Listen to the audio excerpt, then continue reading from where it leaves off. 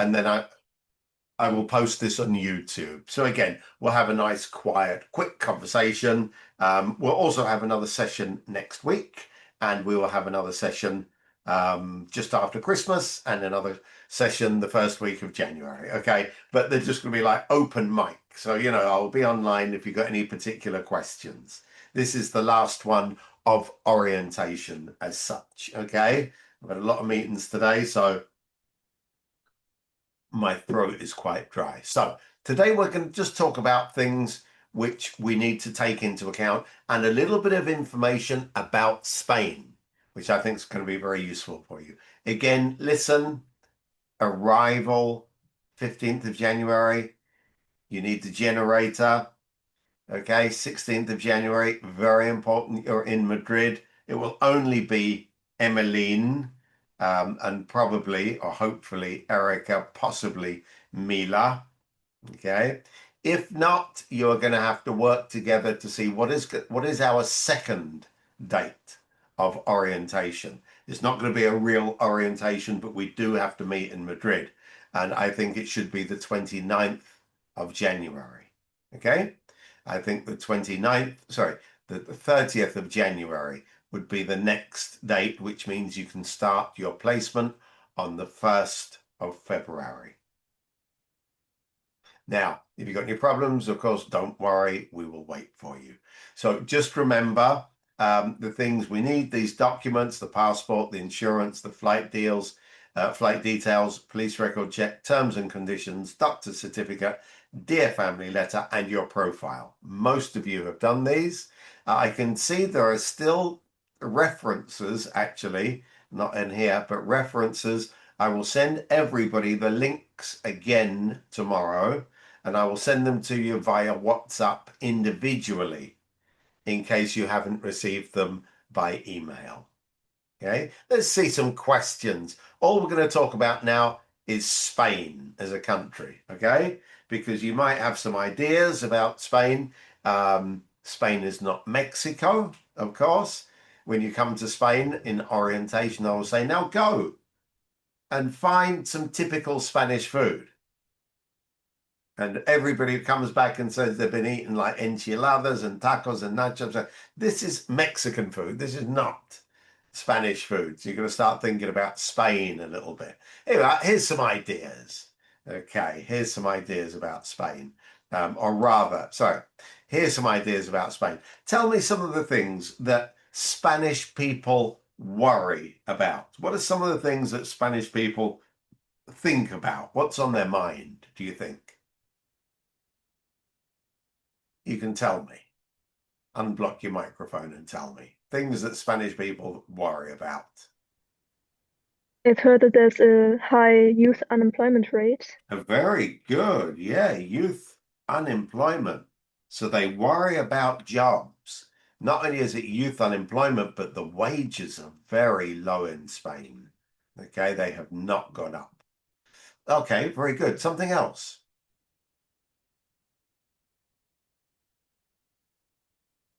Come on, Mila. What else do they worry about? They probably family is very important. Family, So really. any sort of bad things happening in the family or, That you know, other that's problems like That's really good. When something bad happens or somebody has to go to hospital for an operation, everything stops and everybody goes. Okay, so Spanish hospitals can be very lively with a lot of people in the room 24 hours a day. So very good. Yeah, family. Yeah, more things. Come on. Um, I don't know if this was mentioned already, but the economy and the cost of living. So prices for rent and groceries and also like the utilities have gone up a lot, and especially in big cities like Madrid and Barcelona. Yeah, absolutely. And this is actually a problem for us because it means that some families cannot take volunteers anymore because things are becoming too expensive. Yep, yep. Cost of living. What else?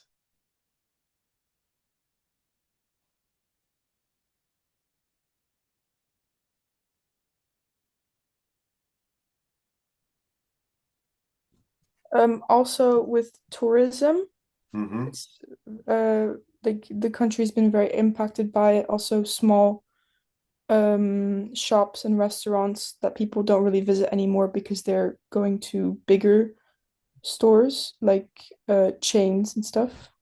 Okay, that's true. There's an impact of tourism, but that's kind of okay because I was just watching the TV now, and there was a report on the news that now a lot of people are going to very small places that like the same way you were talking about Christmas markets, for example, in the Czech Republic or in Slovakia, that now for Christmas there are small towns which have kind of lit up all their monuments, and thousands of people come to visit them. So, internal tourism in Spain is also very, very important. So, impact, yeah, smaller shops, possibly. Yeah. But better transport. Okay. So, for you, that's a very positive impact. What else? Probably the gap between the rich and the poor. There's a significant gap in Spain. For like there's a economic inequality Yeah. as such. Yeah. I tell you what, that's something which, to be honest, I don't think it's something which people worry about too much. The politicians might, but people in the street, remember, Spanish families will spend everything they've got on food. And it's not like when it comes to food, for example, I know in England, families would save some money on food so that they could spend it on other things. But here in Spain, however much money there is gets spent. Okay, people are not worried about saving so much. They're more interested in spending what they've got on living today, okay, rather than thinking about tomorrow. But economic inequality is visible. It is visible, definitely. Okay. More things. The climate change, so like Hmm. strong heat waves during the summer and droughts. So there's lack of water, of course, and also forest fires, like more inland, and Mm. desertification, like the land slowly turning into desert. Absolutely. So water and forest fires. However, the Spanish have been very inventive and have been able to implant lots of systems in very dry areas where there's no water, but they're growing an amazing amount of fruit and vegetable and exporting it. So they're actually quite good at that. Okay. Anything else? Good. All good answers. All really good answers. Also the political division, like people worry about the conflicts between political parties and tension between regions, like Catalonia and like the different regions in the country and corruption scandals and the governments changing frequently. Absolutely. Okay. So political division and regional differences. Yeah. Unfortunately, Spain being a Mediterranean country, the tradition of corrupt government and corruption, um, is very well widespread. It's not like before. So let's imagine if you're driving your car and the police stop you, you can't give them 50 euros. Not that kind of corruption, but definitely when it comes to like contracts in the public sector, um, a lot of bribery and stuff like that. But particularly the regional differences where people identify with their own region in a very, very strong manner. And there's a lot of debate, let's say. There's no conflict, there's just debate between the different regions. I'm not sure that happens so much in Canada, Australia, or Germany, to be honest. Okay. Okay. Here, things that people worry about, which he said home, money, home, making sure that home is nice, education. So what you will see in education is that people default, listen, important, default opinion is that Spanish education from schools is not enough. That if their kids want to get on, they need extra. So the kids might be going to English academy, to tuition academies for mathematics or other things, which means that the kids have a really, really heavy schedule. It's too much. Okay, I know because my son's 19 now, but wow, you know, when from the age of 10 up till the age of 17, it was just too much. So that education needs a change. And the fact that you're coming in and you're going to be interacting with kids and they're going to see that English is something more than a subject to pass. Okay, that's the impact you're making. You're bringing English alive for them, or German or whatever. Okay. Health, they do worry about their health. But again, Spain is a first class hospital and healthcare system. First class, very, very modern. All interactive, I mean, interlinked. So, you know, whether you're private or public insurance, you know, first class facilities. So don't worry about that.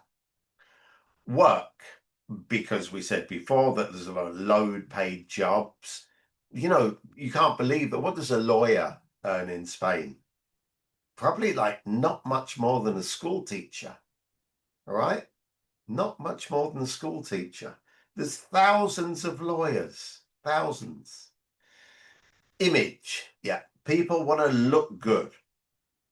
People will do everything to look good. Okay.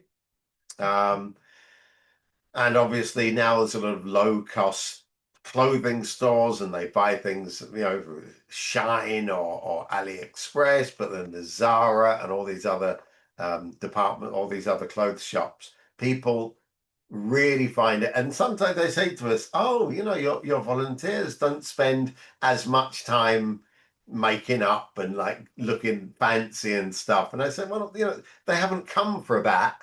I'm sure that when they go with their friends and like they're going out, they're going to do that, you know. It's not a bad thing.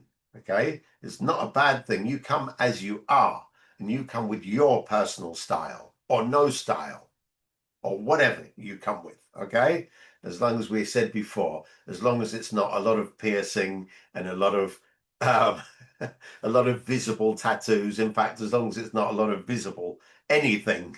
All right. And of course, no bare feet. All right.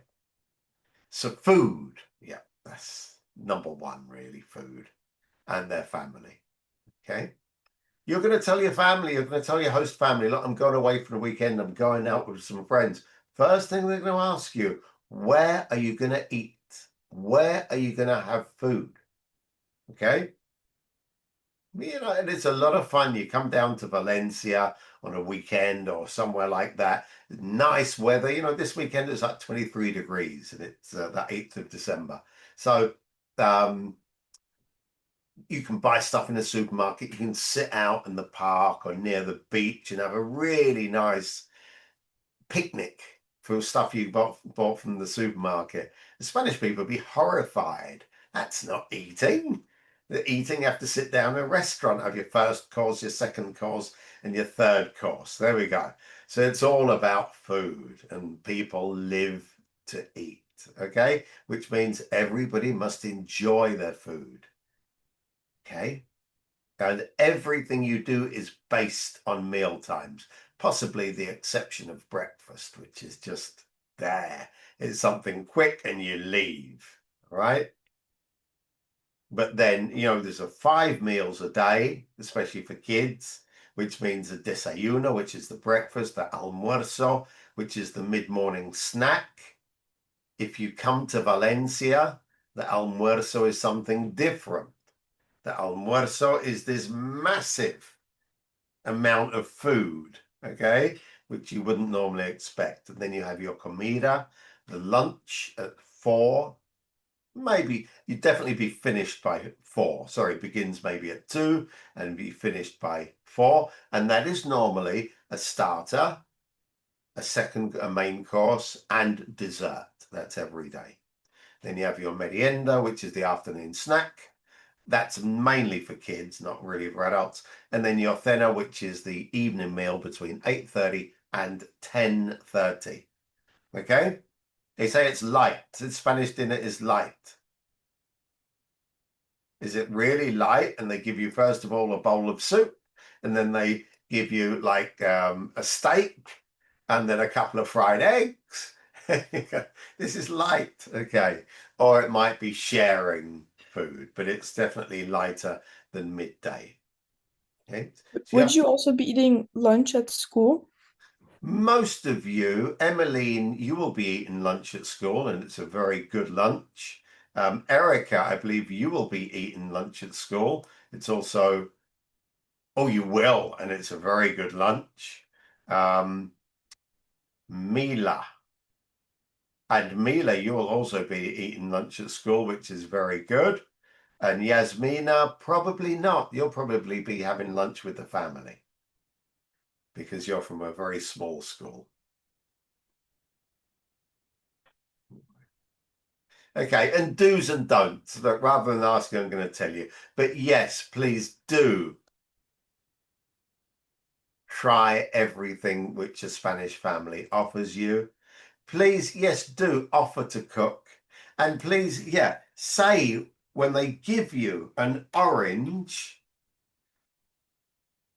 tell them it's the best orange you've ever eaten. And when they give you a banana, tell them it's the best banana. Spanish people like to be flattered, okay? They like to be flattered. So it might not be the best piece of toast, but you can say it is, all right? And yeah, you can repeat. Do you want some more? It's good manners to say yes if you liked it. And yes, offer to help lay the table and do the washing up. To help, okay? And definitely, yes, speak English at meals, right? And things not to do. Don't say you're not hungry. Don't buy your own food. Don't eat out of the family home. I mean, don't buy your own food. Don't buy food and bring it into the family home. They'll be very upset. And don't eat out. Okay, we did have a volunteer who literally didn't eat in the family home. And then we found, obviously, because in communities people see each other, we found that she went to the supermarket to buy stuff to eat instead of having lunch at home. And we weren't quite sure why. She found it a challenge, some of the things she didn't know what she was eating. And so there was, in some Spanish supermarkets, there's a little self-service area, so you can buy ready cooked meals and then heat them up in a microwave within the supermarket. And of course, some of the neighbors saw her and came back, and the family were horrified. Okay, horrified because they thought what we're doing is not good enough for this person. Okay, don't say that your country's food is better generally. Okay, there's barbecues in Spain, they're okay, but they're not like barbecues in Argentina, for example, and they're not like barbecues in Australia, for example, or in the United States. Don't ask for ketchup with your food unless it's like a hot dog or something like this. Many homes, they frown upon sauces. This is a different thing as well. When we go to the UK, and I think we've got Worcester sauce, Tabasco, ketchup, we got Tacoma hot sauce and stuff like that in the cupboard at home. And yet here, oh, they don't eat sauces. Okay. And don't offer to pay for food. That means if you go out with a Spanish family, so this is very, very, very important. Look, in Spain, in English, we have this word invite. I know I've said this before, and we've got invitar, right, in Spanish. Now, to invite in English means come with me somewhere, right? Invitar in Spanish means come with me somewhere. I am paying. Okay.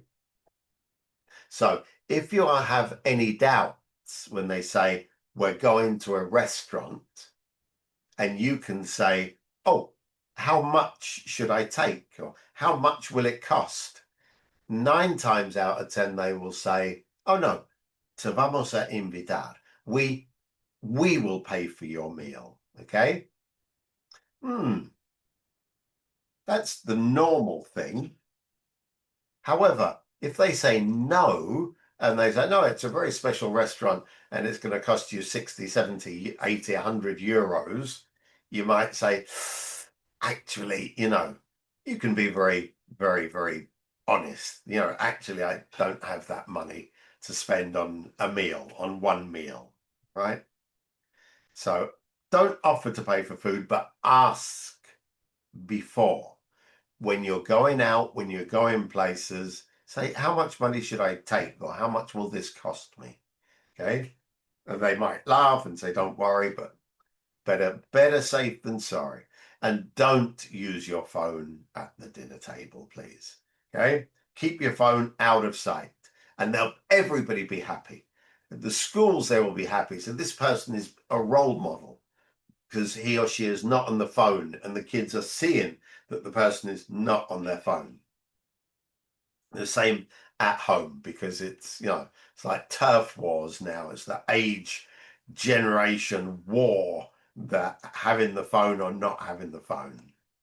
Okay, and there you go. Oh my God, there is some Spanish food. Let's have a look.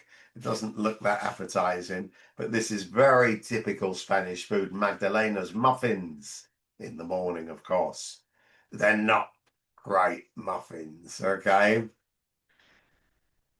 Okay, I've been to Canada. I've had some really good muffins. These are kind of little kind of dry things. Anyway, tortilla de patata.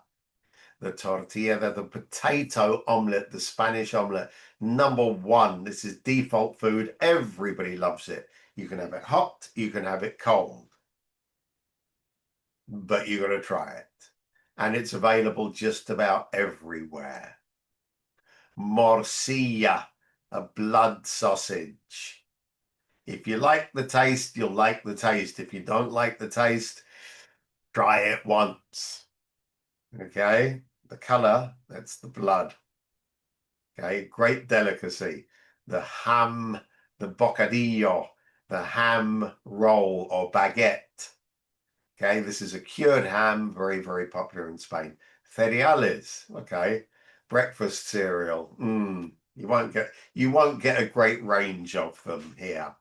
Okay, and then we've got some of our regional dishes like cocido, which is a massive garbanzo bean or chickpea stew, which is divided into 4 different stages. Absolutely excessive. So first of all, they give you a bowl of soup. Then they bring out the garbanzos, which are actually quite bland and not much flavor. Then they bring out some vegetables, which have been cooked up and boiled to hell with the garbanzos, and you can eat those as well. And then they bring out the meat, which has also been boiled up, and it's kind of, the flavors there more or less. But the important thing is the soup, which is has a decent flavor. Pescadito frito, which is little fried fish, very typical in the south of Spain. Torrijas, which is French toast. So the bread is dipped in egg and then fried with some cinnamon and some sugar on it, okay? Typical around this time. Paella, which is the rice dish. Lechazo, which is a roast lamb. And then you've got another kind of go-to comfort food for Spanish people, which is the croquetas. The croquetas, which are made of egg, flour, they're fried, and they might have some mushrooms or something like that inside. They're normally quite tasty. And it is the sort of thing, if you don't know what to eat and you go into a bar and it's tapas, people would ask for the tortilla or the croqueta, because they're always reliable. I could go on then. Fabada, which is a bean stew. Escalivada, which is typical from Valencia. Gazpacho, which is a cold soup. And then we've got our churros, of course. Churros, #1 favorite food on a Sunday for Spanish people. And also when you've been going out, when you're going clubbing and at 4 o'clock in the morning, you're on the way home and you'll find somewhere which sells churros. And they're nice when they're fresh. Okay? Nice when they're fresh. And they're hot, and you eat them with hot chocolate and some other stuff there. So typical dishes, you can find out about those. Okay. Spanish still typically spend a lot of time at home and cooking, as I said. Okay, so it's an important part of their day. Okay, little bit, really, really quickly, going to go through the history of Spain and then talk about some important things which are happening now in Spain. So first of all, you know, Spain as we know it, obviously it's a peninsula. So the Romans were here. There were Phoenicians and Celts and all sorts of people before. So you get Phoenician ports all over the place, little kind of settlements. But really it was the Romans who turned this into a province. And there were 3 different provinces in Spain. The Romans came and they wanted gold and silver mainly. Okay, so they built an extensive road network, which is still present, and you can still see some of the towns. They're still there: Segovia, Salamanca, Valencia, Toledo, okay, Tarragona, so Cordoba. So these places still exist. They didn't do too much actually in the way of anything, because they didn't come to settle. They came to extract what they could and bring some slaves back to Rome. Okay. Amazing, actually amazing things. If you're going to Leon, okay, Yasmina, there is the most amazing Roman site there called the Medullas, were actually some mountains where the Romans were mining gold. But I'll tell you about those some other time, okay? Right, then we had the Visigoths who came in and didn't do too much either. But then after that, in the 7th century or 8th century, the Muslims came in from the north of Africa and took over the entire peninsula. And with them, they brought science, medicine, agriculture, engineering, irrigation. Okay? So you will see right down here the farming methods and irrigation methods. Spain has always been a dry country, but the farming and irrigation methods are still in place. This is 1,300 years later. They're still using the same irrigation systems. And you can see some really interesting buildings from that time as well. So for example, in Cordoba, okay, which was a great city, in Granada as well. At the end of the 15th century, the Spanish kings and queen, let's say, reconquered Spain, and they expelled all the Muslims and all the Jews. Okay. And after that time, Spain, what was happening in Spain was not so important, because they built an empire. And from Spain, they traveled to South America, especially, and colonized, and they were active in the slave trade, and they brought silver and gold. Okay. So whilst other European countries were taking advantage of the slaves and were bringing back raw materials, sugar and cotton and tobacco specifically, in Spain they were interested, they weren't that interested in anything like that. They were just interested in gold and silver. Okay, so it was a bit easy come, easy go. All right, their standard of living went up very quickly, but obviously the money was not being used in infrastructure or any kind of industrial revolution, and therefore Spain was very backward. So they were spending massive amounts on silk, on spices, on perfumes, on monuments. Okay. In the 19th century, Napoleon, who was French, invaded Spain. And we can see a little bit of the history of Spain. So this was Goya, very famous Spanish painter, who did this painting of what we call the 2nd of May. 2nd of May was when the people in Madrid rose against Napoleon's French occupying forces. And the country was somehow split between those who wanted him to stay and those who wanted him to go. Okay, so it was a time of great upheaval, the 19th century.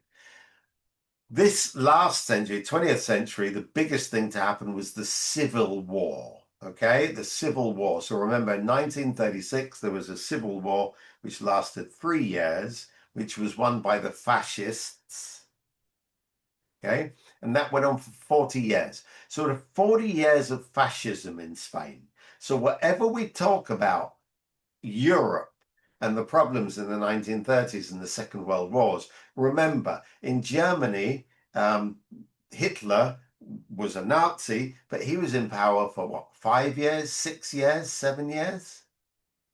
In Italy, Mussolini was a fascist. He was in power for 4 or 5 years. But in Spain, the fascists were in charge for 40 years, which was absolutely crazy, which means that a lot of there was no political thought, there was no free thinking, there was no other political parties. So your host families will remember some of this possibly, but their parents will definitely remember. And if you find a family who's, there must have been some families who were in favor of the fascist government, because some families became very rich out of it. It's a strange thing. People will not talk about it. People don't like to talk about it. So what happened after the fascists died? Basically, the dictator died in 1975, and the then king declared that this should be not a republic. I'm sorry, democratic. Not republic, a democratic royal family kind of thing. Okay, so ruled by a king was going to be democratic. What Spain did then was to declare that there would now be, we got Spain, we got 17 different regions, and each one has got its own flag and its own identity. The Canary Islands, Madrid, Galicia, the Basque country, Barcelona, Catalonia, and so on. And so each region has its own parliament, and each region receives some taxes. They have say in their education and healthcare policy, right? So this means that actually, with administratively, Spain is a very top-heavy country, because there's kind of there's 17 economy ministers, okay, finance ministers. There's 17 education ministries. There's 17 health ministries. There's 17 tourism ministries. And so that sometimes it seems like they're not very well coordinated. But what's important is the very, very strong identifying factor of these regions. Okay, so you will see these wherever you are. And very quickly, the Basque country and Catalonia historically have wanted to be free from Spain. They don't consider themselves Spanish. And so it's probably stronger now in Catalonia. In the Basque country, previously there was terrorism and there were bomb attacks and stuff that finished like 15 years ago. Okay. But they still consider themselves to be significantly different to the rest of Spain, which I feel, you're probably going to see that in other parts of the world as well, possibly in Germany and possibly in Canada, with Quebec, and possibly in Australia. Not really sure, actually. Tasmania? No, I don't know. Okay. Be aware of that. It's not going to affect you at all. Okay. Right then. So Spain today, there we go. Bono cultural. Every 18-year-old is given €400. Bono cultural. Spend it on culture. I don't agree with this. Spend it on culture. Books. What? Okay, €400. What are you going to spend it on? They spend it on festival tickets, their Spotify subscriptions, and games for their PS4 or their PS5 or their Xbox. Okay, so it's really like just throwing money away, because you'd hope that a bono cultural, which is this €400, would be spent on homegrown cultural things like, I don't know, concerts or Spanish cinema. But anyway, the government in Spain right now is very progressive and is very likes to promote any kind of cultural and social activities. Okay. Gender, 100% protected by law. That means if you are a man or woman, you identify as whatever you want to identify as, you are 100% protected by law, and discrimination is absolutely illegal. Okay. The minimum wage. There is a minimum wage which has increased a lot, let's say by about 40% the last 5 or 6 years, which is good for the people earning low salaries. It's a member of NATO, which is the Defense Alliance for Europe and the North Atlantic.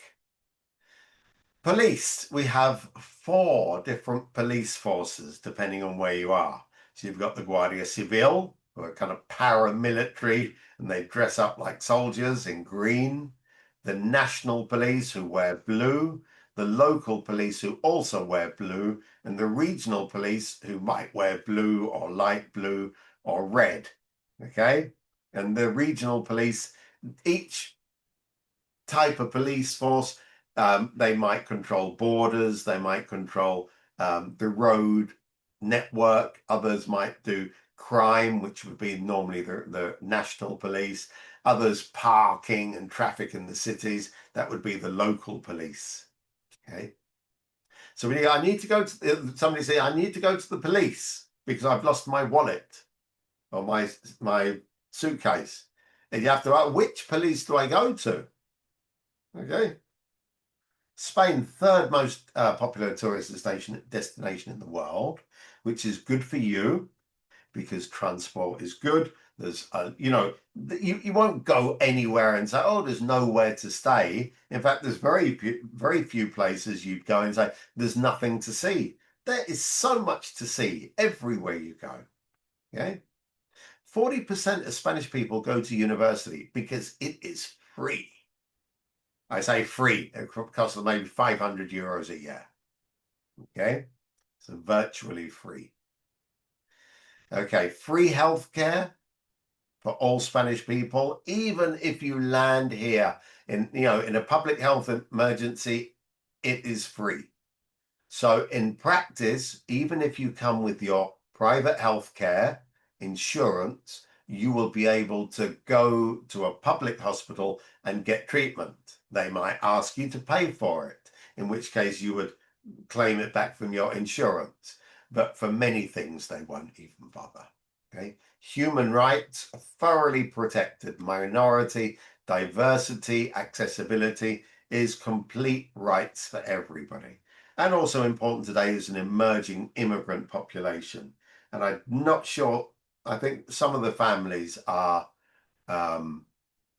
second generation immigrants, and you will find it interesting, particularly if they're from places like Eastern Europe or places like South America, because they're really enriching the country with a lot of new ideas.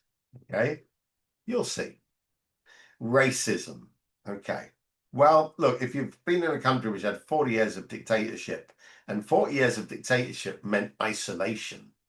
So tourists would come and go, but the vast majority of inland Spain, including Madrid, nobody went to.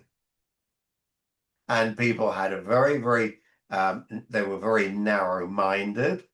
The idea of Arabs was, oh, those are the people who conquered us and were here for 700 years. We don't like them, you know, and they live in bazaars, and they say, oh, the Jews, oh, we expelled them 500 years ago. Yeah, because they're always thinking about money, you know, and then they'd say, everybody else the same. And, you know, there were so many stereotypes. Unfortunately, some of those stereotypes still exist. Listen. Okay, listen. So at the moment, the people who are most affected would be the Roma, or the Gypsy people. The Roma and the Gypsy people, you know, they originated in India and migrated over 1,000 years into Eastern Europe. And so their music and their culture is a European culture completely. But they have been marginalized, and they have been stereotypized. Okay, they've been typified as being these lazy people who don't settle in any particular place, who allow their children to do whatever they want. And this is years, centuries old traditions about marriages, about relationships within families. The patriarch is a very sexist society and culture. It is, unfortunately. Okay. But they've got a really bad press as well. But for example, if you're at a school, there might be gypsy children who don't come. But gypsy culture says you don't wake children up. You have to let the children sleep, and when they wake up, then you take them to school. Okay. So important. You're also going to start seeing a lot of Latinos, okay? The Latin culture, the gang culture in some places. But it's kind of kept to itself, all right? But you will see it in the music and the way that some of the young people dress, all a bit blingy and stuff. Okay. Racism also would affect you in the sense that people have stereotyped images of people from Holland, or people from Germany, or people from Australia, or from the United States, even people who are not very well read. Okay. They won't be hostile, but they will just imagine that they know. And the most common thing is, well, in your country, you don't eat very well. Or in your country, the food's not very good. Or in your country, you don't have any culture. Stuff like that. Okay. I've been here for 30 years. I'm fed up of it, listening to this, but I don't say anything anymore. Okay. I'm not interested in entering into arguments with people who really all they want to do is hear themselves say their own silly opinions. Sexism is amazingly low now in Spain. Okay, it is disappearing so fast. One, because of legislation. Two, because the generations have just passed through this. So you shouldn't feel threatened. Okay. Homosexuality is more and more accepted. You would see young people, if they're girls or boys or not identifying, out in the street openly, just being themselves, and it's absolutely fine. Okay. However, there are expressions in Spanish. One of them is this one, which is you can read it there, which is maricón. Okay, maricón, which means a puff. Okay, a word for an effeminate man. So maricón, however, you will hear it. It is used for anybody who's kind of not really up to it. Somebody who's, oh, I don't know what to do, and I don't want to do this, and I don't want to do anything. So people are not always using it in a sexist term. Okay. And also, apart from that, remember, Spanish swear words are very, very common. People swear a lot in Spain. So maybe you want to listen a little bit to that. Okay. Listen out or read a little bit about swear words in Spain. The important thing for you, and I say this, you as young men, you as young women, you as young people, there is a law which says only yes is yes. Okay. Spanish society, because it was so dominated by a macho kind of image and line of thought, a few years ago there was a progressive government, and they passed a law and said, when it comes to relations, okay, physical relationships, it's got to be very explicitly yes is yes. Okay, which speaks for itself. Okay, so when there were any kind of cases, or when there are any cases of sexual aggression or assault today, the onus must be on the aggressor, who is normally a man, to prove that there was consent, that it was consensual. And this is very important as young people, that you need to learn about what is personal space and what is acceptable, and what you feel to be acceptable and what you don't feel to be acceptable. And I say this with this, but I also say it with alcohol as well. So don't feel like, if you don't drink, if you haven't drunk before and you come to Spain, there's a lot of cheap alcohol available. You can get a bottle of vodka for €3. Okay. If you haven't drunk before and you want to experiment, well, absolutely do it with your friends, your other volunteers. You do whatever you like. It's your life. Okay. However, don't ever feel pressurized that you must drink if that's something which doesn't feel comfortable for you. Okay. And when it comes to going out at night, and remember, at night in Spain means 4 o'clock, 5 o'clock, 6 o'clock in the morning. All right. Be careful. Look after yourself. Stay with your friends. Make sure where people know where you are going. All right. Don't go off with some people who say, we're going to take you to a party, and you're thinking, I don't know these people. I don't know where we're going, but it seems like a good idea. All right. Be cautious, please. Be cautious. We had a situation a couple of years ago, Australian, very nice volunteer, We're staying with a host family. I get a message 6 o'clock in the morning. She hasn't come home. I said, well, she's probably out at a club or something. Let's give it half an hour. I called her, I texted her, no message, no answer. About 8 o'clock, I get a message back saying, oh, I met an old friend. I said, well, that was a coincidence, wasn't it? You met an old friend in this small town up in the north of Spain. And then she said, yes, and we slept in the park. Now, that doesn't happen in Spain. I don't know if it happens other places. I think it probably would in the UK. A bunch of people are out late and just end up sleeping in the park in the summer. Would never happen in Spain. Parks are not places where people sleep. So turned out she had met somebody, whatever. Okay, did whatever it was, doesn't matter, but she just gave the wrong excuse. So I think it would have been better had she had a bit of kind of foresight. Send a message. Hey, listen, I'm going to stay with some friends tonight. Everybody happy. We're not asking any details. Not interested unless you are at risk. Okay? Unless you are at risk. If you are at risk, you send a message, you make a phone call. It doesn't matter who it's to, but somebody within the group of volunteers to let them know that you need help. Okay?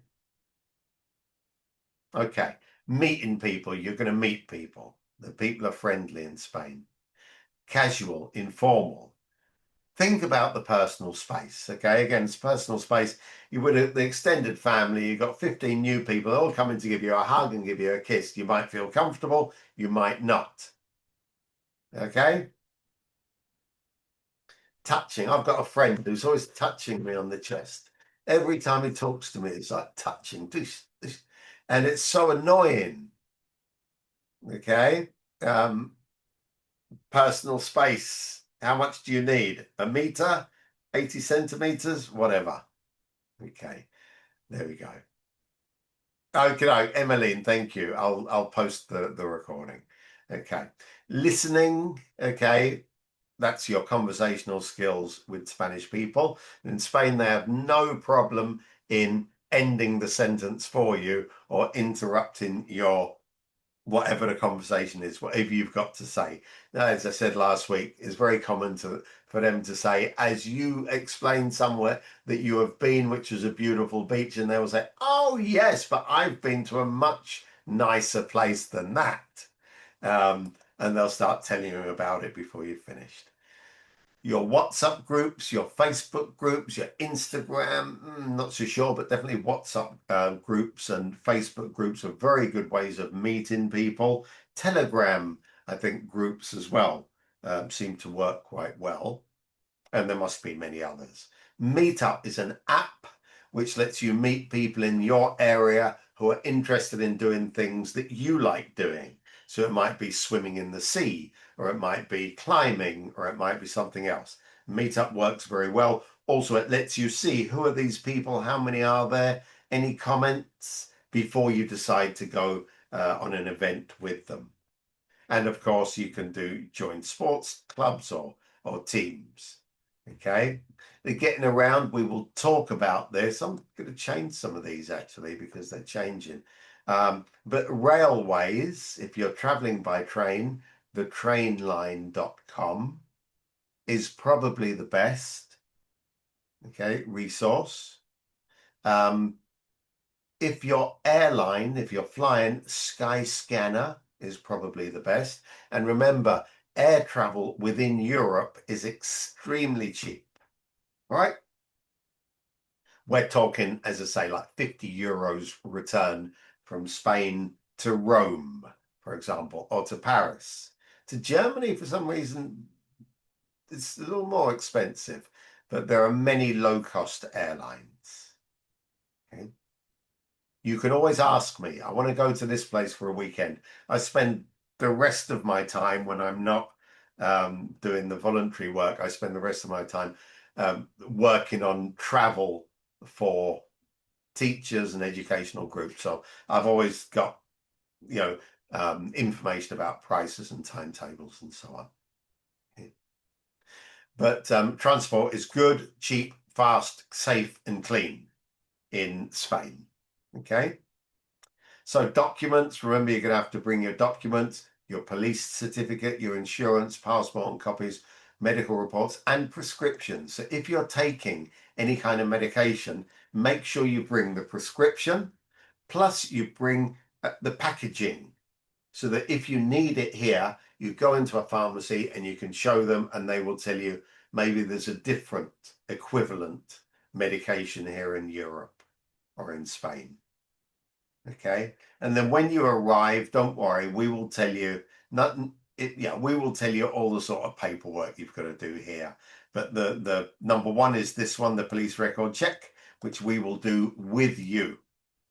Okay, and it takes about 10 minutes, but we have to make we do have to make an appointment for you beforehand.